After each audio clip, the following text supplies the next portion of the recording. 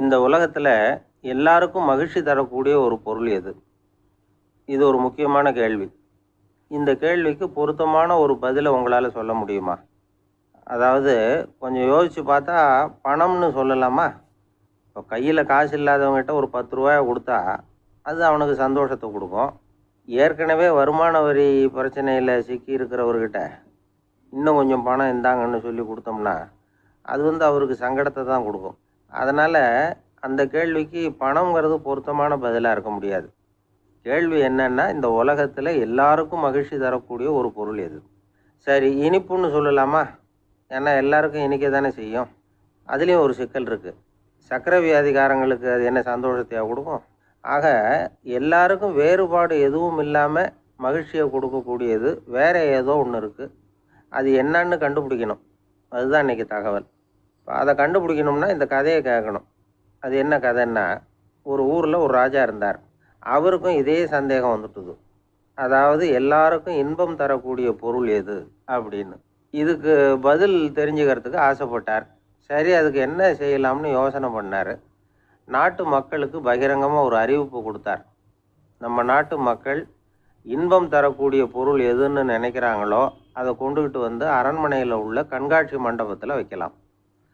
அப்படி அவங்க வைக்கிற பொருள்களில் எது எல்லாருக்கும் இன்பம் தரக்கூடியதாக இருக்குமோ அதை வச்சவருக்கு 1000 பொற்காசுகள் பரிசு அப்படின்னு அறிவிப்பு கொடுத்துட்டார். ஜனங்கள் இந்த அறிவிப்பை கேட்டாங்க. அதுக்கப்புறம் சும்மா இருப்பாங்களா? 1000 பொற்காசுன்னா சும்மாவா? அவங்க கையில் என்னென்ன கிடைச்சதோ அதையெல்லாம் கொண்டாந்து அரண்மனை காட்சி மண்டபத்தில் வச்சுட்டாங்க. அதுக்கப்புறமா ராஜா அங்கே வந்தார். ஒவ்வொன்றா பார்த்துக்கிட்டே வந்தார். முதல்ல ஒரு குயில் இருந்தது, இனிமையாக பாடக்கூடிய குயில். இந்த குயிலோட இன்னிசை எல்லாருக்கும் இன்பம் தரக்கூடியது தான். இருந்தாலும் காது கேட்காதவங்களுக்கு இந்த இசை எப்படி இன்பம் தர முடியும்? அதனால் இது சரியில்லைன்னு விட்டார். அடுத்தபடியாக போனார். அங்கே என்ன வச்சுருக்குறாங்கன்னு பார்த்தா ஒரு அழகான மயில் அங்கே தோகை விரித்து ஆடிக்கிட்டு இருக்குது. இந்த மயிலோட ஆட்டம் மனசுக்கு இன்பம் தரக்கூடியது தான். இருந்தாலும் பார்வை இல்லாதவங்க இந்த ஆட்டத்தை பார்த்து ரசிக்க முடியுமா? முடியாது. அதனால் இதுவும் சரியில்லை அப்படின்னு சொல்லிவிட்டார். அதுக்கு அடுத்தபடியாக போனார். பல வகையான இனிப்பு பண்டங்களை வச்சுருந்தாங்க. பார்த்தார், வயசானவங்களுக்கும் நோயாளிகளுக்கும் இது இன்பம் தராது, துன்பம் தான் கொடுக்கும் அப்படின்னார். இப்படி ஒவ்வொன்றா பார்த்துக்கிட்டே போகிறார். அழகான மலர்கள், கனிகள், ஓவியங்கள் எதுவுமே பொருத்தமாக தெரியல. சகல பேருக்கும் இன்பம் தரக்கூடிய வகையில் எதுவும் இல்லை. கடைசியாக வந்தார். அங்கே ஒரு களிமண் பொம்மை இருந்தது. அது என்ன பொம்மை தெரியுமா? பசியால் வாடி இருக்கிற ஒருத்தருக்கு ஒரு அம்மா இனிமையாக பேசிக்கிட்டு சோறு போடுறது மாதிரி அந்த பொம்மையை செஞ்சுருந்தாங்க. அதுக்கு கீழே அன்பு அப்படின்னு எழுதியிருந்துதான். ராஜா பளிச்சுன்னு ஒரு முடிவுக்கு வந்தார். அந்த பொம்மையை செஞ்ச சிற்பியை வரவழைச்சார், பரிசு கொடுத்தார். அன்பு ஒன்று தான் எல்லாருக்கும் இன்பம் அளிக்கக்கூடிய பொருள். காது கேட்காதவங்களும் அதை கேட்க முடியும், பார்வை இல்லாதவங்களும் அதை பார்க்க முடியும், குழந்தைகளும் அதை உணர முடியும் அப்படின்னு அதுக்கு விளக்கம் கொடுத்தார் அந்த மன்னர். இந்த உலகத்தில் எல்லாருக்கும் மகிழ்ச்சி தரக்கூடிய ஒரு பொருள் அன்பு தான். அதை புரிஞ்சுக்கிட்டு தான் சில கணவன்மார்கள் மனைவி பேரில் ரொம்ப அன்பை காட்டிக்கிறது வழக்கம். ஒரு வீட்டு வாசப்படி பக்கமாக மழைக்கு ஒதுங்கினார் ஒருத்தர். மழை தூரிக்கிட்டு இருந்தது, இருட்டு நேரம். அந்த வீட்டில் இருந்தவர், இன்னைக்கு ராத்திரி வேணும்னா இங்கேயே தங்கிட்டு காலையில் போங்க அப்படின்னார். உடனே இவர் சொன்னார், ரொம்ப நன்றிங்க, ஒரு 10 நிமிஷத்தில் இதை வந்துடுறேன் அப்படின்னு சொல்லிவிட்டு எங்கேயோ ஓடினார். 10 நிமிஷம் கழித்து திரும்பி வந்தார். ஆமாம், எங்கே போயிட்டு வந்தீங்கன்னு கேட்டார் வீட்டில் இருந்தவர். நேராக எங்கள் வீட்டுக்கு போய் மனைவி கிட்ட இன்னைக்கு ராத்திரி இங்கேயே தங்கிக்கிறேன்னு சொல்லிவிட்டு வந்துட்டேன் அப்படின்னார் அவர். அன்புல இது ஒரு ரகம். ஒருத்தர் மனசில் நிம்மதி இல்லாமல் உட்காந்துருந்தார். என்ன சார் விஷயம் அப்படின்னு விசாரித்தேன். அகலக்கால் வச்சுட்டேன், அதுதான் அவதிப்படுறேன்னார். விவரமாக சொல்லுங்கன்னு. வீடு கட்டணும்னு ஆரம்பித்தேன், வேலை பாதியிலேயே நிற்கிது, கையில் பணம் இல்லை அப்படின்னார். இது மாதிரி ஆசாமிகள் பல பேரை நீங்கள் பார்த்துருக்கலாம். இவங்கெல்லாம் சுலபமாக மன அழுத்தத்துக்கு ஆளாயிடுறாங்க. மன உளைச்சல், அதாவது ஸ்ட்ரெஸ் அப்படின்னு சொல்கிறோமே, அதுக்கு அடிப்படையான சில காரணங்கள் உண்டு. அதாவது மிகையாக திட்டமிடுதல் அப்படிங்கிறதும் ஒரு முக்கியமான காரணம். நடைமுறை சாத்தியம் என்னங்கிறத மனசில் வச்சுக்கிட்டு எந்த திட்டத்தையும் தீட்டணும், அப்போ தான் அது சரியாக வரும். 2வது காரணம் என்ன தெரியுமா? ஒரே நேரத்தில் பல்வேறு செயல்களில் ஈடுபடுறது. தொலைபேசியில் பேசிக்கிட்டே கையில் இருக்கிற கடிதத்தை படிச்சுக்கிட்டே எதிரில் உட்காந்துக்கிட்டு இருக்கிறவருக்கும் அப்பப்போ பதில் சொல்லிக்கிட்டு மனசில் பல்வேறு சிந்தனைகளை அப்படியே ஓட விட்டுக்கிட்டு இருக்கிறது, இதுவும் மன அழுத்தத்தை உண்டாக்குது. மூணாவது காரணம், எதுலேயும் வெற்றி மட்டும் எதிர்பார்க்குற ஒருதலைப்பட்சமான ஆர்வம். நாம் தொட்டதெல்லாம் வெற்றியாகவே முடியணும் அப்படின்னு எதிர்பார்க்குறவங்க ஏதாவது ஒன்றில் தோல்வியை கண்டால் தோண்டு போயிடுறாங்க. எப்படியும் முடியலாம்ங்கிற எண்ணம் ஏற்கனவே நமக்குள்ளே இருந்துட்டுதுன்னா அந்த அவஸ்தை வராது. அதனால் அதுவும் நம்ம வளர்த்து கொள்ள வேண்டிய ஒரு குணம். மன உளைச்சல் ஏற்படுறதுக்கு இன்னொரு காரணம், எதையும் வேகமாக செஞ்சுடணும் அப்படிங்கிற துடிப்பு. அந்த துடிப்பே மனசை அழுத்த ஆரம்பிச்சிடும். எந்த ஒரு காரியத்திலையும் தாமதமோ இடையூறோ ஏற்பட்டால் அதை பொறுத்துக்கிற மனப்போக்கம் வேணும். அது இல்லாதவங்க அழுத்தத்துக்கு ஆளாயிடுறாங்க. சில பேர் வேலைன்னு எந்த நேரம் பார்த்தாலும் வேலையே கதின்னு கிடப்பாங்க.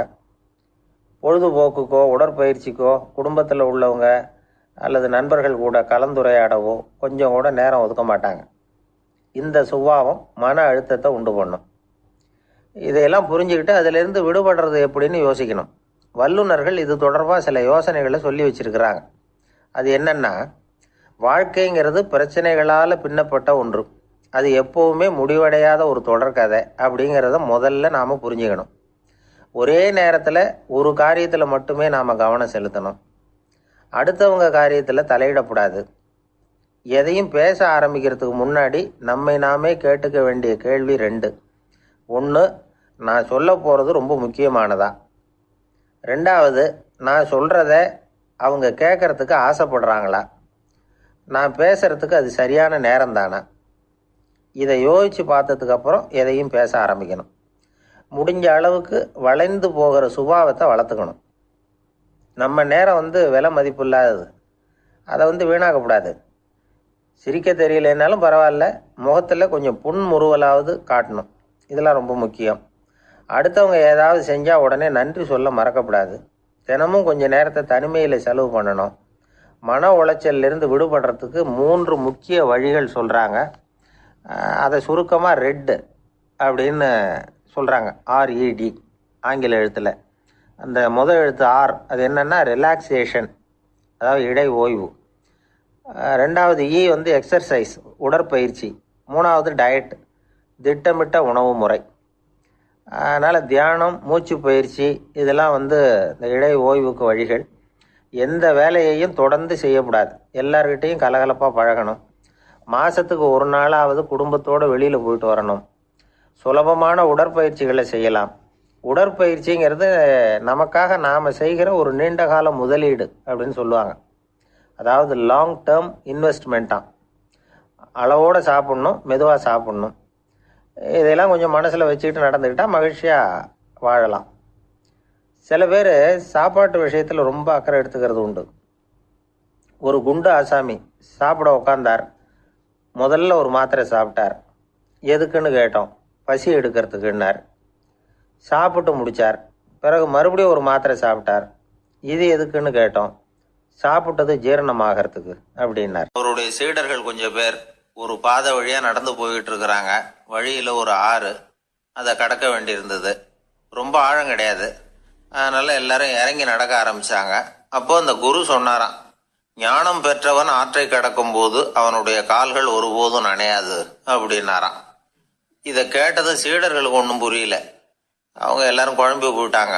ஞானம் பெற்றவர்கள் கால் தண்ணியில் நனையாதுன்னு சொல்கிறாரே நம்ம குரு, ஆனால் இவரு கால் இப்போ தண்ணீரில் நனையுதே அப்படின்னா இவருக்கு இன்னும் ஞானம் கிடைக்கலன்னு அர்த்தமா? இப்படிலாம் யோசிக்க ஆரம்பிச்சிட்டாங்க. ஒரு சீடன் மெதுவாக கேட்டுட்டான், சுவாமி, ஞானியின் பாதங்கள் ஒருபோதும் நனையாது அப்படின்னு சொல்கிறீங்க, ஆனால் உங்களுடைய பாதங்கள் நனைஞ்சிருக்குதே அப்படின்னா.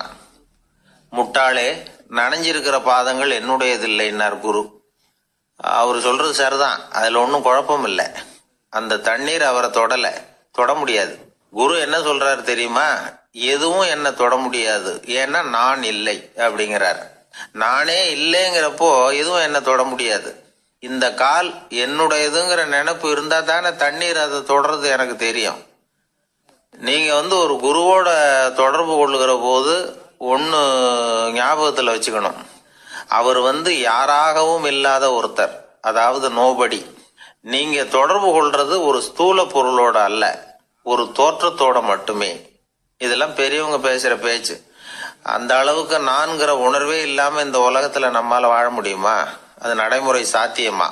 பற்று இல்லாமல் வாழணும்னு பல பேர் அறிவுரை சொல்கிறாங்க. நம்ம லெவலில் நாம் குறைஞ்சபட்சம் பேராசை இல்லாமல் வாழ கற்றுக்கிட்டா போதும். ஒருத்தன் நிலத்தை உழுதுகிட்டு இருந்தான். ஏறுகாலில் ஏதோ தட்டுப்பட்ட மாதிரி தெரிஞ்சுது. என்னன்னு பார்த்தான், அழகான சிலை ஒன்று கிடைச்சிது. நல்ல விலைக்கு இதை விற்க முடியும். அதை அப்படியே மறைச்சி வச்சிருந்து பொழுது சாஞ்ச உடனே யாருக்கும் தெரியாமல் வீட்டுக்கு கொண்டுட்டு வந்துட்டான். வீட்டில் இருந்த மனைவி மக்கள்லாம் ஆளாளுக்கு ஒரு கற்பனை செய்ய ஆரம்பிச்சிட்டாங்க. இந்த சிலையை விற்று கிடைக்கிற பணத்தில் பெருசாக வீடு ஒன்று கட்டணும் அப்படிங்கிற நினைப்பு மனைவிக்கு. கழுத்து நிறைய நகை பண்ணி போட்டுக்கணுங்கிற கற்பனை மகளுக்கு. ஒரு நல்ல கார் வாங்கி அதில் உட்காந்து ஊர் சுற்றணுங்கிற ஆசை மகனுக்கு. இப்படி வீட்டில் இருந்த ஒவ்வொருத்தரும் ஒவ்வொரு விதமான கற்பனை சந்தோஷத்தில் மிதந்துக்கிட்டு இருக்கிறாங்க. ஆனால் அந்த புதையலை எடுத்துக்கிட்டு வந்தானே, அவன் மட்டும் ரொம்ப சோகமாக ஒரு மூலையில் உட்காந்துருக்கிறான். என்னாச்சு உங்களுக்கு, ஏன் இப்படி என்னத்தையோ பறி கொடுத்த மாதிரி உட்காந்துருக்குறீங்க அப்படின்னு கேட்டாங்க வீட்டுக்காரம்மா. இதுக்கு அவன் மெதுவாக தலையை தூக்கி பதில் சொல்கிறான். அந்த நாளில் காணாமல் போனது 18 சிலைகள் அப்படின்னு என்னுடைய பாட்டனார் சொல்லுவார். இன்னும் 17 சிலைகள் எங்கே புதைஞ்சு கிடக்குதோ தெரியலையே அப்படின்னு பெருமூச்சு விட்டான் அவன். ஒரு மனிதர், அவர் யாருக்கிட்டே தொலைபேசியில் பேசிகிட்டு இருக்கிறார். கொஞ்சம் தூரத்தில் நாம் நிற்கிறோம். எட்டத்தில் இருந்துக்கிட்டு அவரை கவனிக்கிறோம்.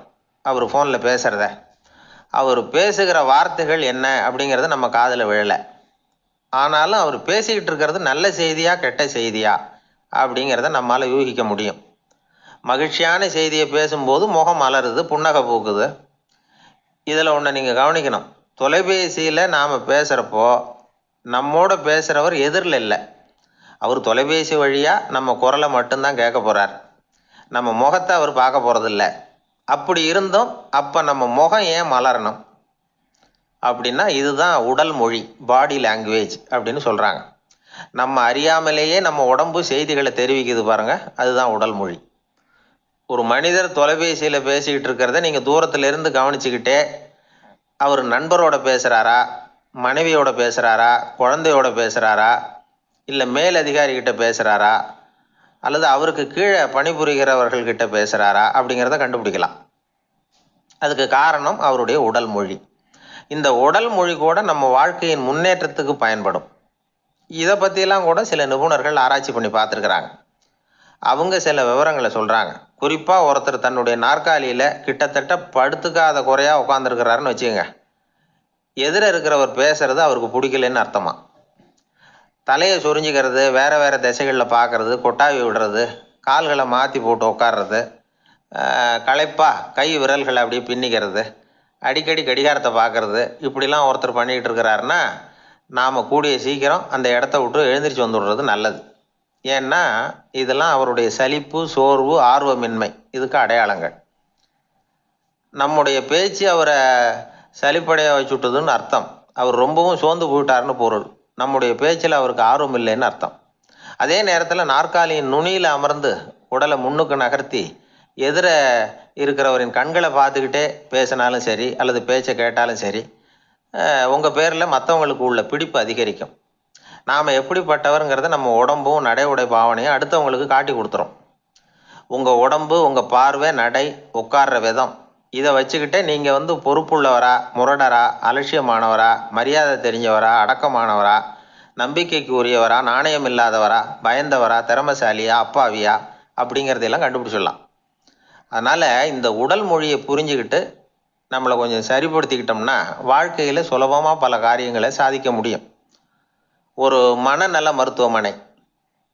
அங்கே ஒருத்தர் ஒரு நாற்காலியில் உட்காந்துக்கிட்டு கார் ஓட்டுறது மாதிரி அப்படி பாவனை பண்ணிகிட்டு இருந்தார். ஸ்டேரிங்கை திருப்புறது மாதிரி, பின்னாடி வர்ற வண்டியை நிற்க சொல்கிறது மாதிரி, அப்புறம் இவர் ஒதுங்கிக்கிட்டு அவருக்கு வழி விடுறது மாதிரி, இப்படிலாம் சேட்டைகள் பண்ணிக்கிட்டு இருந்தார் மனநல மருத்துவமனையில். இதை பார்த்துக்கிட்டு இருந்த ஒருத்தர் பக்கத்தில் இருந்த இன்னொருத்தர்கிட்ட கேட்டார், இவர் ஏன் இப்படி பண்ணுறாரு, இவருக்கு ஏன் அப்படி வந்தது நிலைமை அப்படின்னு சொல்லி அவர் விசாரித்தார். அப்போ அவர் விவரம் சொன்னார். வேறு ஒன்றும் இல்லைங்க, இவருக்கு கார் ஓட்டணும்னு ஆசை ரொம்ப காலமாக, அது நிறைவேறாமல் போயிட்டுது. அதுக்கப்புறம் அவர் மனநோயாளியை மாறிட்டார். இங்கே அழைச்சிட்டு வந்தாங்க. இங்கே அழைச்சிட்டு வந்ததுலேருந்து அப்படி தான் பண்ணிகிட்டு இருக்கிறார். அப்போ கார் ஓட்டுறது மாதிரிலாம் பாவனை பண்ணிகிட்டு இருப்பார், திருப்புறது மாதிரி பண்ணுவார், பின்னாடி வர்றவங்களுக்கு இடம் விடுவார், இப்படிலாம் செய்கிறார் அப்படின்னு விவரம் சொன்னாங்க. நீங்கள் சொல்லப்படாதா, இப்போ நீங்கள் கார் ஓட்டல வெறும் நாற்காலியில் தான் உட்காந்துருக்குறீங்க அப்படின்னு நீங்கள் சொல்லப்படாதா அவருக்கு அப்படின்னு கேட்டாங்க. அது முடியாதுங்க, ஏன்னா அந்த காரை கழுவுறதுக்காக அவர் தினமும் எனக்கு 10 ரூபா கொடுத்துக்கிட்டு இருக்கிறார் அப்படின்னாராம் அங்கே வேலை செஞ்சுக்கிட்டு இருந்த ஒருத்தர். அதனால் வாழ்க்கையில் நாம் இந்த உடல் மொழியை புரிஞ்சுக்கணும். உடல் மொழிங்கிறது இப்போ ஆரம்பத்தில் சொன்னது மாதிரி அந்த தொலைபேசியில் பேசுகிறவங்கள தூரத்திலிருந்து பார்த்தாவே அவர் யாருக்கிட்ட பேசுகிறார் என்ன பேசுகிறாருன்னு தெரியும். நம்ம முகத்தை நல்லா வச்சுக்கணும். உடல் மொழியை நம்ம புரிஞ்சுக்கிட்டு பயன்படுத்த ஆரம்பித்தோம்னா எந்த முயற்சி பண்ணினாலும் அதில் வெற்றி நிச்சயம். ஒரு நண்பர் இருக்கார், எப்போ பார்த்தாலும் கையில் ஒரு புத்தகம் இருக்கும். புத்தகம் இல்லாமல் எங்கேயும் புறப்பட மாட்டார். எதுக்காக இப்படி எடுத்துகிட்டு போகிறீங்க அப்படின்னு கேட்டால், எனக்கு இது ஒரு நல்ல நண்பன் மாதிரி, இந்த காலத்தில் எங்கே போனாலும் காத்திருக்க வேண்டியிருக்கு, அது மாதிரி சமயத்தில் நான் நண்பன் கூட பேசிக்கிட்டு இருப்பேன் அப்படிம்பாரான். ஒருத்தர் ஒரு பெரிய அரச பதவியில் இருந்தார். அவர் பதவியிலேருந்து இறங்க வேண்டிய சூழ்நிலை. அரசு கொடுத்துருந்த வீட்டை விட்டுட்டு வெளியில் வர்றார். வரும்பொழுது 2 கையிலையும் 2 பெட்டியை எடுத்துகிட்டு வந்தாராம். சார், உங்களுடைய உடைமைகள் அப்படின்னு கேட்குறாங்க அங்கே இருந்த ஊழியர்கள். இவர் தன்னுடைய கையில் இருக்கிற பெட்டியை காட்டி, இதுதான் என்னுடைய சொத்து அப்படின்னாராம். ஒரு பெட்டியில் அவருடைய உடைகள், இன்னொரு பெட்டியில் அவர் விரும்பி படிக்கிற புத்தகங்கள், அவ்வளவுதான். இதுதான் இருந்துதான். புத்தகம் படிக்கிறது மனசுக்கு நல்லதுங்கிறது நமக்கு தெரியும். புத்தக வாசிப்பு உடம்புக்கும் நல்லதுங்கிறாங்க. அது நமக்கு ஆச்சரியமாக தான் இருக்குது. ஒரு நபர் ஒரு வருஷத்தில் சராசரியாக 2000 பக்கங்களை படிச்சிருக்கணுமா, யுனெஸ்கோ பரிந்துரை. ஆனால் நம்ம நாட்டில் நாம் சராசரியாக படிக்கிறது 32 பக்கங்கள், அவ்வளவுதான்.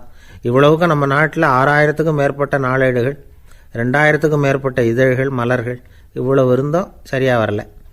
இந்த உலகத்தில் முதல் நூலகம் எங்கே எப்போ ஆரம்பமாச்சு தெரியுமா? கிமு 2500ஆம் ஆண்டில் அது ஆரம்பமாயிருக்குது. பாபிலோனியாவில் அமில் அணு அப்படிங்கிற அரசன் தான் நூலகத்தை உருவாக்கி இருக்கிறான். அப்போல்லாம் தாள் கிடையாது, களிமண் தான். களிமண் பலகைகளில் எழுதி அது தொகுத்து அப்படியே நூலாக்கி அதை நூலகத்தில் வச்சுருப்பாங்களாம். அரசருடைய நூலகத்தில் 1000த்துக்கும் மேற்பட்ட நூல்கள் இருந்ததாக வரலாற்று குறிப்பு இருக்குது. அது மட்டும் இல்லை, அந்த நூலகத்தில் பொருள் வாரியாக, அதாவது சப்ஜெக்ட் வாரியாக புத்தகங்களை வகைப்படுத்தி வச்சுருந்தாங்களாம். அதில் மிச்சம் இருந்த ஒரு 25 களிமண் பலகை புத்தகங்கள் இன்றைக்கும் பிரிட்டிஷ் அருங்காட்சியகத்தில் இருக்குதான்.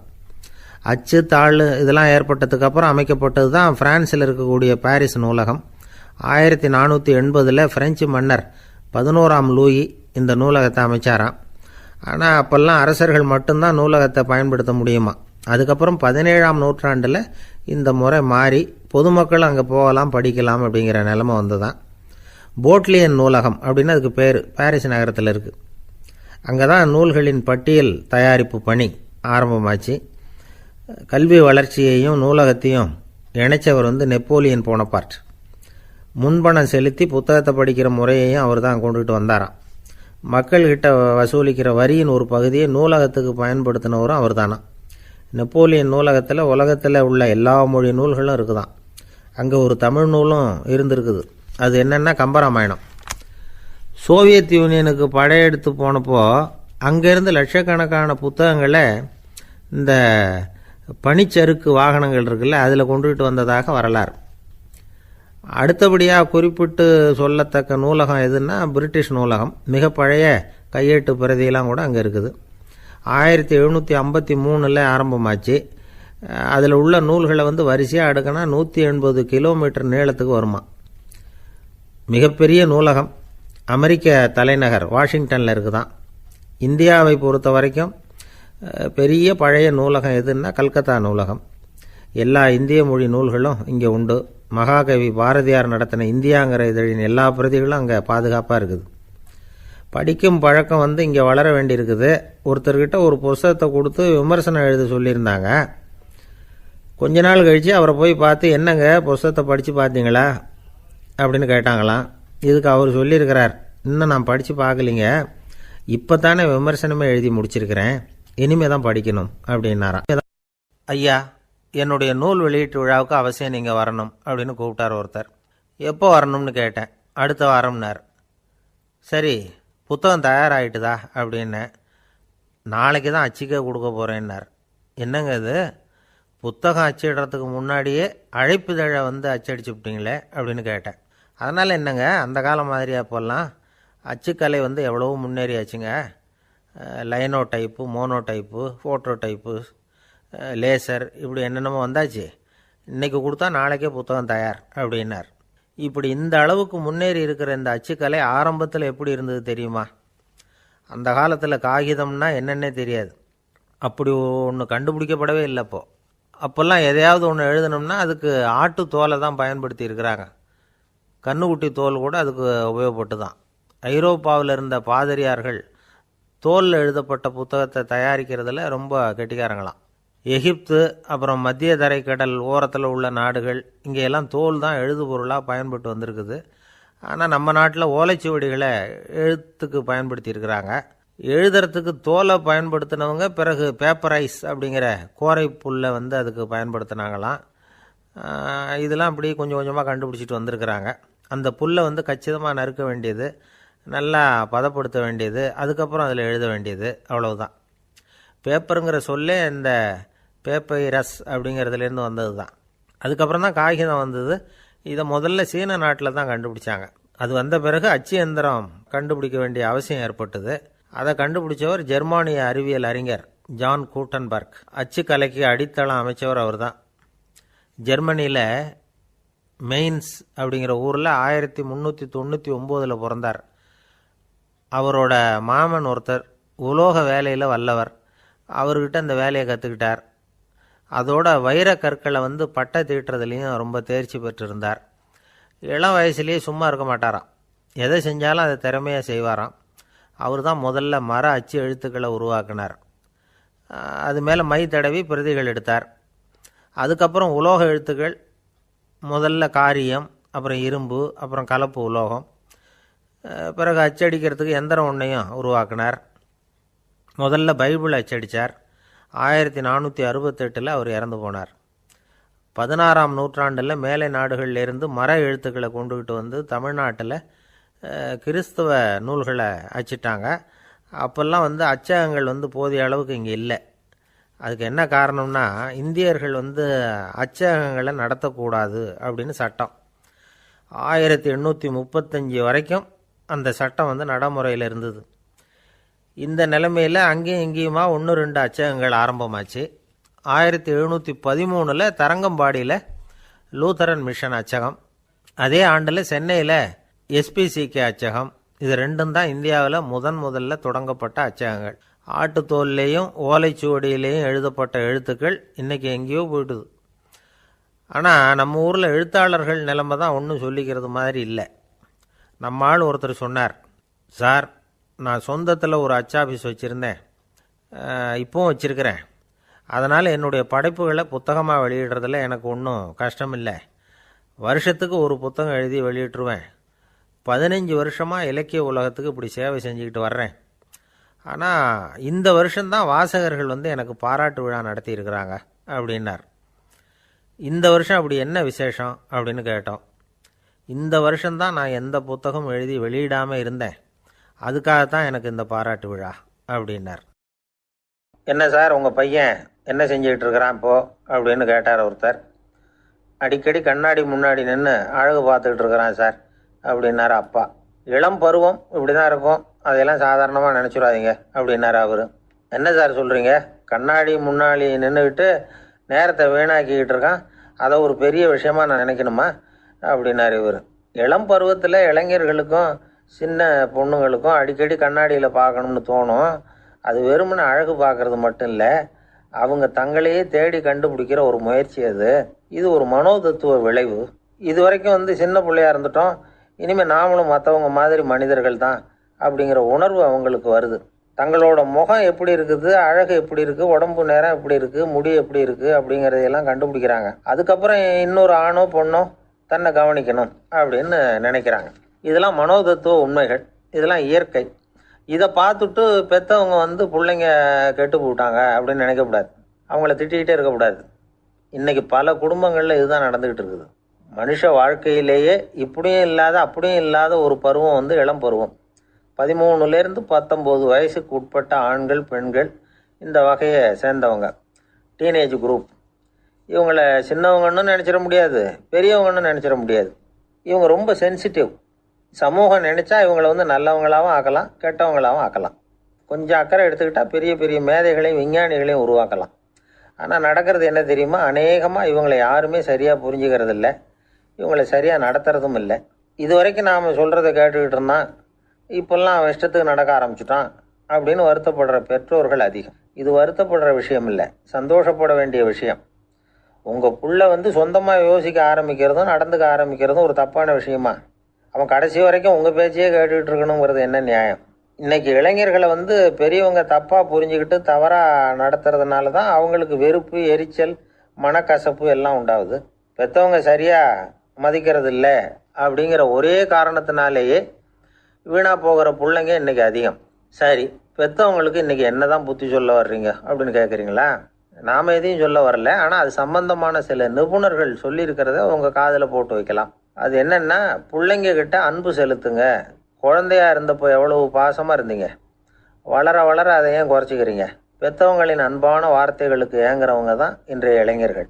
அவங்க எதை சொன்னாலும் அதை அக்கறையாக காது கொடுத்து கேளுங்க, அலட்சியப்படுத்தாதீங்க.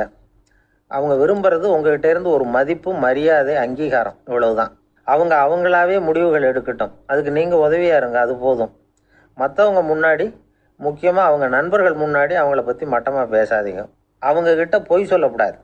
நீங்கள் சொன்னது பொய்ன்னு தெரிஞ்சு போச்சுன்னா உங்கள் பேரில் அவங்களுக்கு இருக்கிற மதிப்பு போயிடும், நம்பிக்கை போயிடும். அவங்களுக்கு முன்னாடி நீங்கள் சண்டை போடக்கூடாது. உங்கள் பிள்ளைய எப்பவும் இன்னொரு பிள்ளையோட ஒப்பிட்டு பேசுகிற வேலையே வேணாம். கூட பிறந்த மற்றவங்களோட கூட ஒப்பிடக்கூடாது. இப்படி செஞ்சால் அவன் உங்ககிட்டையும் பிரியமாக இருக்க மாட்டான், அவங்ககிட்டையும் பிரியமாக இருக்க மாட்டான். புள்ள எங்கே போகிறான், என்ன பண்ணுறான் அப்படின்னுலாம் துப்பறிஞ்சிக்கிட்டு இருக்கக்கூடாது. இளைஞர்கள் தனிமையை விரும்புகிறவங்க. அவங்கள பொட்டியில் வச்சு மூடி பாதுகாக்கணும்னு நினைக்கக்கூடாது. அவங்கள எப்படி பாதுகாக்கிறது அப்படிங்கிறது அவங்களுக்கே தெரியும். உங்கள் புள்ள எப்படி நடந்துக்கணும்னு நீங்கள் எதிர்பார்க்குறீங்களோ அது மாதிரி நீங்கள் நடந்து காட்டுங்க, அது போதும். ஒரு வீட்டில் அப்பாவும் அம்மாவும் பேசிக்கிட்டு இருக்கிறாங்க. என்னங்க, நம்ம பொண்ணு பெரியவளாயிட்டா, அடிக்கடி கண்ணாடி முன்னாடி போய் நின்றுக்கிட்டு இருக்கிறா, சீக்கிரமாக ஒரு பையனை பார்த்து கல்யாணத்தை முடிக்காமல் இப்படி மசன்னு கல் மாதிரி உட்காந்துருக்குறீங்களே அப்படின்னு சத்தம் போட்டாங்க அந்த அம்மா. அவசரப்படாத, பார்க்கறதுக்கு கண்ணுக்கு அழகாக லட்சணமாக புத்திசாலியாக ஒரு பையன் கிடைக்க வேணாமா, அதுதான் பார்த்துக்கிட்டு இருக்கிறேன் அப்படின்னார் அப்பா. இதுக்கு அந்த அம்மா சொல்கிறாங்க, எங்கள் அப்பா இப்படியெல்லாம் நினச்சிக்கிட்டு இருந்திருந்தா எனக்கு கல்யாணமே ஆயிருக்காது தெரியுமா அப்படின்னாங்களாம். ஒரு பல்கலைக்கழகம், அங்கே ஒரு இலக்கிய பேராசிரியர், அவர் பாடம் நடத்திக்கிட்டு இருந்தார். ராபர்ட் ப்ரௌனிங் எழுதிய கவிதைகளை பற்றி சொல்லிகிட்டு இருக்கிறார். மாணவர்களும் ரொம்ப அக்கறையாக அதை கேட்டுக்கிட்டு இருக்கிறாங்க. ஒரு குறிப்பிட்ட கவிதையை பற்றி சொல்லும் பொழுது அந்த பேராசிரியருக்கே ஒரு சந்தேகம். அதாவது அந்த கவிதையின் சரியான அர்த்தம் என்னங்கிறதுல சந்தேகம். பேராசிரியர் யோசனை பண்ணார். அந்த கவிதையை முழுசாக புரிஞ்சிக்க முடியல. அதனால் மாணவர்களை பார்த்து சொன்னார், மாணவர்களே, ஒரு நாள் பொறுத்துங்க, இந்த கவிதையை எழுதின கவிஞர் எங்கள் வீட்டுக்கு பக்கத்தில் தான் இருக்கிறார். இன்றைக்கி சாயந்தரம் நான் அவரை நேரிலேயே போய் பார்க்குறேன், பார்த்து இதுக்கு என்னங்க அர்த்தம்னு கேட்டுட்டு வந்துடுறேன், அதுக்கப்புறம் உங்ககிட்ட சொல்கிறேன் அப்படின்னாராம். அன்றைக்கி சாயந்தரமே அந்த பேராசிரியர் கவிஞரை தேடிக்கிட்டு போயிட்டார். கவிஞர் அவங்க வீட்டில் அவர் பாட்டு உட்காந்துருந்தாராம். இவர் போய் அவர் முன்னாடி உட்காந்தார். அப்புறம் கேட்டார், ஐயா, அந்த கவிதையின் முழு பொருள் என்னன்னு தெரிஞ்சுட்டு போகிறதுக்காக வந்திருக்கிறேன் அப்படின்னாராம். எந்த கவிதை அப்படின்னாராம் அவர். இவர் அந்த கவிதையை சொல்லியிருக்கார். கவிஞர் கொஞ்சம் யோசனை பண்ணிவிட்டு அப்புறம் சொன்னாராம், பேராசிரியரே, நீங்கள் கொஞ்சம் தாமதமாக வந்துட்டீங்கன்னாராம். இவருக்கு ஒன்றும் புரியல. நீங்கள் என்ன சொல்கிறீங்க, நான் தாமதமாக வந்துட்டேன்னா? நீங்கள் தான் உயிரோடு இருக்கிறீங்களே, அப்படி இருக்கும்பொழுது நான் தாமதமாக வந்துவிட்டேன்னா அது எப்படி அப்படின்னு இவர் குழம்பி இருக்கிறார். இப்போ கவிஞர் சொன்னாராம், ஐயா, நான் உயிரோடு இருக்கிறேன்னா இல்லையாங்கிறது முக்கியம் இல்லை. நான் அந்த கவிதை வரிகளை எழுதினப்போ 2 பேருக்கு அதோட அர்த்தம் தெரிஞ்சிருந்தது. இப்போ ஒரே ஒருத்தருக்கு தான் அதோட அர்த்தம் தெரியும் அப்படின்னாராம். பேராசிரியர் யோசனை பண்ணியிருக்கார். அப்படின்னா அந்த ஒருத்தர் கவிஞர் ராபர்ட் ப்ரௌனிங்கை தவிர வேறு யாராக இருக்க முடியும்? இவர் தான் அப்படிங்கிறத அவர் மனசில் நினச்சிக்கிட்டார். அதனால் சொன்னார், ஐயா, நான் தாமதமாக வரல, அந்த கவிதையின் பொருள் என்ன அது சொல்லுங்கன்னார். பேராசிரியரே, நான் சொல்கிறது உங்களுக்கு புரியலன்னு நினைக்கிறேன். நான் இந்த வரிகள் எழுதினப்போ 2 பேருக்கு அதோட அர்த்தம் தெரிஞ்சிருந்தது. அந்த 2 பேர் யாருன்னா, ஒருத்தர் ராபர்ட் ப்ரௌனிங், அதாவது நான், இன்னொருத்தர் கடவுள். இப்போ அது கடவுளுக்கு மட்டும்தான் தெரியும். நானே இதை பற்றி பல தடவை யோசனை பண்ணி பார்த்தேன். இது ரொம்ப அழகானது, ஆனாலும் ரொம்ப வழுக்கலானது. அதை பிடிச்சிட்டோம்னு நினச்சிக்கிட்டு இருக்கும் பொழுதே காற்று மாதிரி அது உங்ககிட்ட இருந்து ஓடி போயிடுது. எனக்கு ரொம்பவும் வருத்தமாக தான் இருக்குது. நிச்சயமாக நான் தான் இந்த வரிகளை எழுதியிருக்கிறேன். அதில் அர்த்தம் இருக்குங்கிறது எனக்கு தெரியும். அதை நான் உணர்றேன். ஆனால் நீங்கள் என்னை மன்னிக்கணும். எனக்கே கூட அதை என்னால் விளக்க முடியல. அப்படி இருக்கும் பொழுது உங்களுக்கு எப்படி அதை நான் விளக்க முடியும் அப்படின்னாரா அந்த கவிஞர். அனுபவிக்கப்படக்கூடிய எல்லாமே விளக்கப்படக்கூடிய ஒன்றல்ல, விளக்கப்படும் எல்லாமே அனுபவிக்கப்படக்கூடிய ஒன்றல்ல அப்படிங்கிறது ஞானிகளுடைய கருத்து. அதுக்காக தான் அந்த சம்பவம். வாழ்க்கையில் நீங்கள் தொடர்ந்து ஆய்வு செய்து கொண்டே இருக்கக்கூடிய விளக்கங்களை ஒருபோதும் அடைய முடியாத பரிமாணங்கள் இருக்கிறதுனால தான் அது அலுப்பு தட்டாமல் இருக்குது. உங்களால் நிறைய அனுபவிக்க முடியும். இருந்தாலும் நீங்கள் அனுபவித்து அறிந்த விஷயங்கள் கூட வார்த்தைகளால் விளக்கப்பட முடிவதில்லை அப்படிங்கிறது பெரியோர் சிந்தனை. இதெல்லாம் ஒரு பக்கம் இருக்கட்டும். நமக்கு தெரிஞ்ச பேராசிரியர் ஒருத்தர் 1 மணி நேரம் ரொம்ப விவரமாக வகுப்பு எடுத்தார். கடைசியாக சொன்னார், மாணவர்களே, ரொம்ப எளிமையாக விளக்கமாக எல்லா விவரமும் சொல்லியிருக்கிறேன். அதனால் இதில் உங்களுக்கு சந்தேகம் வர்றதுக்கு வாய்ப்பே இல்லை. இருந்தாலும் கேட்க வேண்டிய கடமை கேட்குறேன். இது வரைக்கும் நடத்தினதில் யாருக்காவது ஏதாவது சந்தேகம் உண்டா அப்படின்னு கேட்டாராம். எனக்கு ஒரே ஒரு சந்தேகம்தான் சார் அப்படின்னு எழுந்திரிச்சு நிற்கிறான் ஒருத்தன். என்னன்னு கேட்டாராம். இது வரைக்கும்